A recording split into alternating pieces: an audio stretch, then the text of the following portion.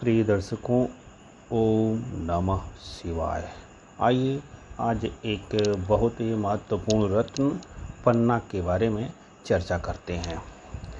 और इससे पहले यदि इस चैनल पर नए हैं तो चैनल को सब्सक्राइब करें ताकि आने वाली महत्वपूर्ण वीडियो की सूचना आप तक पहुंच जाएगी। नोटिफिकेशन बेल को जब दबा देंगे तो अंत में वीडियो अच्छी लगेगी तो एक अंगूठा ज़रूर दिखा दीजिएगा। तो पन्ना एक बहुत ही बहुमूल्य रत्न है, बहुत ही उपयोगी रत्न है, बहुत ही जीवन में पन्ना से संबंधित जो कारकत्व हैं उनकी अनिवार्य आवश्यकता है।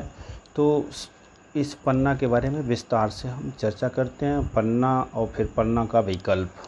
तो सर्वप्रथम हम यह जान लें कि जो पन्ना है इसका अंग्रेजी नाम एमरल्ड है और ये जो है बुध ग्रह के लिए पहना जाता है। ये बुध ग्रह का रत्न है और इस पन्ना के धारण करने से बुध ग्रह बलवान होता है। और यदि कुंडली में बुध ग्रह कारक है, बुध ग्रह अच्छी स्थिति में बैठा हुआ है, तब हम पन्ना को धारण करते हैं और बुध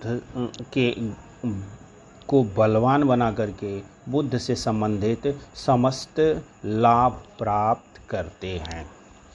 तो सर्वप्रथम पन्ना के बारे में हम जान लें कि पन्ना जो है देखने में बिल्कुल हरे रंग का होता है और पारदर्शी होता है और ये चिकना होता है, कड़कदार भारी भी होता है और इसके अंदर छोटी छोटी जालें होती हैं और ये बहुत ही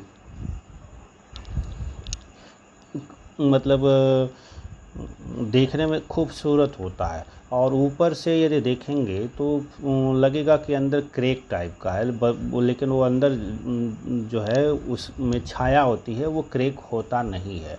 पन्ना एक बहुत ही महंगा रत्न है और सभी लोग पन्ने को धारण करने की स्थिति में नहीं हो पाते हैं। तो पन्ने के उपरत्न भी हैं, उनका नाम है मरगज, पेरीडाट सूगे के रंग का होता है, तोते के रंग का होता है। मरगज जो अभी ऊपर हमने जो फोटो लगाया है ये मरगज का ही फोटो है।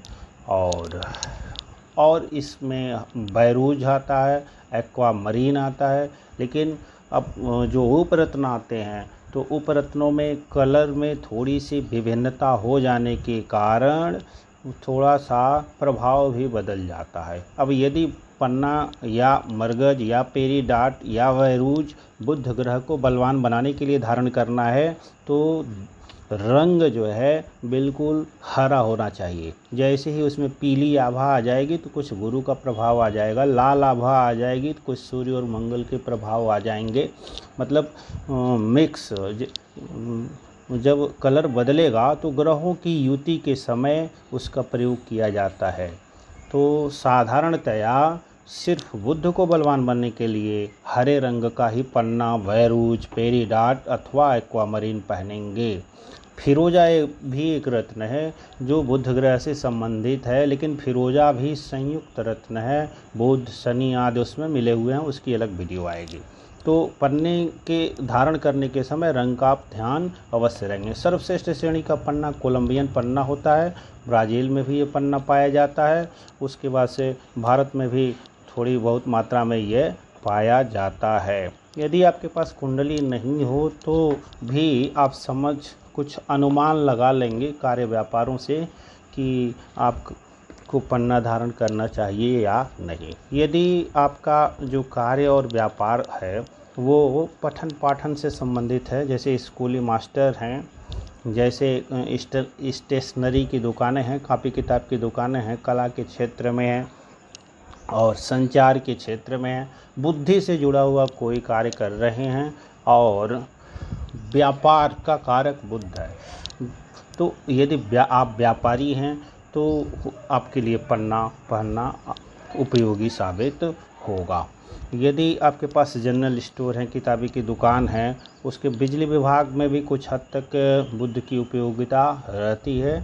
और यदि इनकम टैक्स, सबसे बड़ा जो इसका कारकत्व है इनकम टैक्स है, अकाउंटेंसी है, बीकॉम आदि के विद्यार्थी हैं, बैंक में क्लर्क आदि हैं, टाइपिंग का कार्य करते हैं और गणितज्ञ हैं, गणित से संबंधित आप पठन पाठन करते हैं, ज्योतिषी हैं, विज्ञान के शिक्षक हैं और उसमें भी विज्ञान तो मिक्स हो जाएगा, विज्ञान के विद्यार्थी हैं अथवा शिक्षक हैं तो उसमें गणित ज़्यादातर जो गणित से जुड़ा हुआ कार्य हो, जिसमें लेखा जोखा हो, बुद्धि का बहुत ही अधिक उपयोग होता हो, वहाँ पर इस पन्ने की उपयोगिता अधिक रहेगी। चार्टर्ड अकाउंटेंट हैं, सीए हैं और वो क्या कहते हैं सीएस हैं, कंपनी सेक्रेटरी हैं, इंजीनियरिंग में हैं, खास करके कंप्यूटर आदि क्षेत्रों में है, सॉफ्टवेयर आदि क्षेत्रों में है, तो वहाँ पर इस बुध ग्रह की उपयोगिता बहुत बढ़ जाती है और इसको धारण कर सकती है। यदि आपकी लिखावट बहुत ख़राब है तो समझिए कहीं ना कहीं बुध ग्रह पीड़ित है या प्रभावित है, तो उस समय भी आप पन्ने को उपयोग में ला करके लाभ ले सकते हैं। और इसका रोगों से संबंधित जो है अध्ययन करेंगे तो भी आपको पता चल जाएगा। यदि स्नायु संबंधी विकार हैं, बाहों में कोई तकलीफ़ें हैं और यदि गला, नाक, कान से संबंधित कोई दिक्कत है, सेंस ऑर्गन्स में यदि कोई दिक्कत है, डिसऑर्डर है, त्वचा के रोग हैं, तो ये सब बुध ग्रह से संबंधित रोग हैं। और बुध ग्रह से संबंधित यदि रोग हैं तो इसका मतलब बुध कमज़ोर है। और कुंडली दिखाने के बाद यदि बुध दुस्थान भावों का स्वामी नहीं है, मित्र लग्नों में है, तो उस स्थिति में अभी मैं बताऊंगा किन किन लग्नों में सामान्यतया बुध को जो है योग कारक माना जाता है और वहाँ पे पन्ना की उपयोगिता और पन्ना के रत्नों की उपयोगिता बनी रहती है। वीडियो में बने रहें, आगे बताते हैं।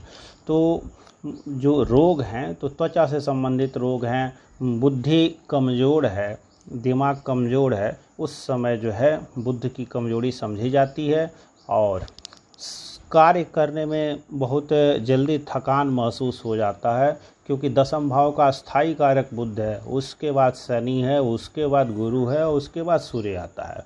जो मुख्य कारक है बुध है, क्योंकि यदि बुद्धि नहीं है तो आप एक छोटा सा लेबर का कार्य नहीं कर पाएंगे, तो बाकी बड़े बड़े कार्यों की तो बात ही दूसरी है। इसलिए जीवन में बुद्धि की अति अनिवार्य उपयोगिता है और इसी कारण बुध ग्रह की उपयोगिता भी बहुत अधिक बढ़ जाती है।